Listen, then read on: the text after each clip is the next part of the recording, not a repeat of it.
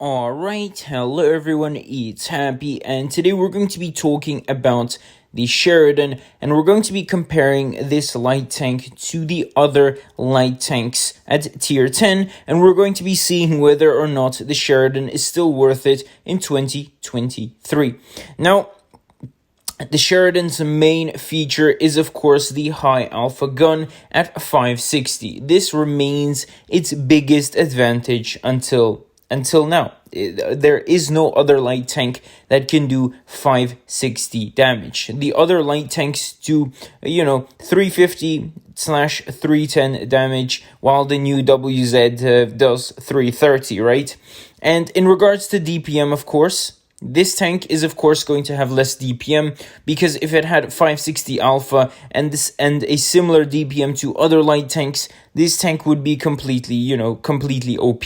So therefore, of course, the DPM is nerfed and it's lower compared to every single other light tank in the game. So in a 1 versus 1 duel where you and another light tank, so you being in a Sheridan, is going to be fighting another light tank face to face, let's say in a clinch situation, you're going to lose every single time just because the Sheridan has less DPM. Technically on paper.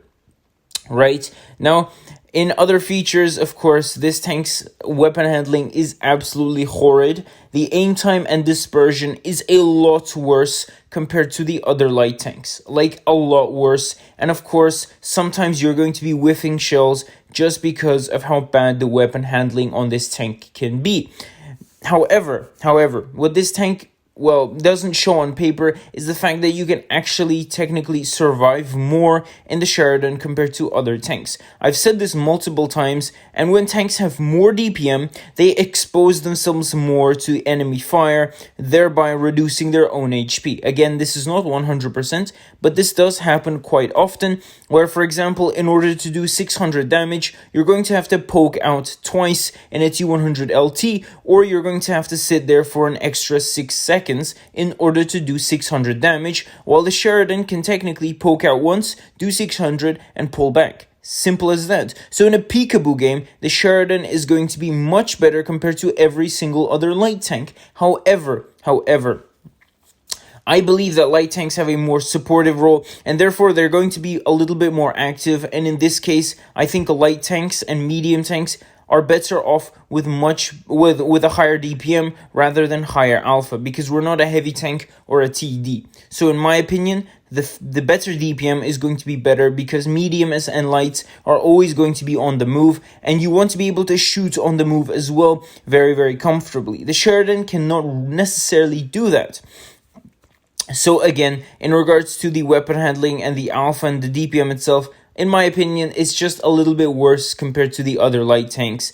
And therefore, it just has a different playstyle. Some people may excel in the Sheridan compared to other light tanks, but in my opinion, the Sheridan can't do the same roles as other light tanks just because of how unflexible the gun is.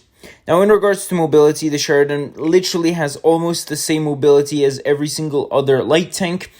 They're plus minus the same. Of course, the power to weight ratio is going to be different, but the top speed is very, very similar, and the effective horsepower per ton is also more or less similar compared to other tanks, with the Vickers lagging a little bit behind.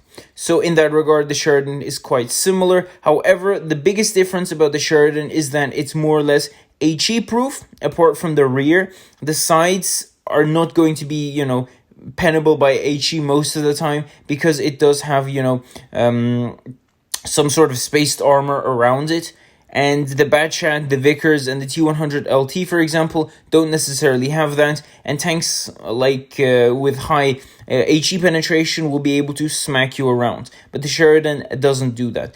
Is the Sheridan one of the weaker light tanks as of now? In my opinion, yes. Is it worth it to play in 2023? For sure. Some people will absolutely love the style, but for me, I think the Sheridan is not necessarily flexible enough. So tell me what you guys think about this tank in the comment section below. And with that, Happy is out, and I'll see you guys next time. Bye-bye.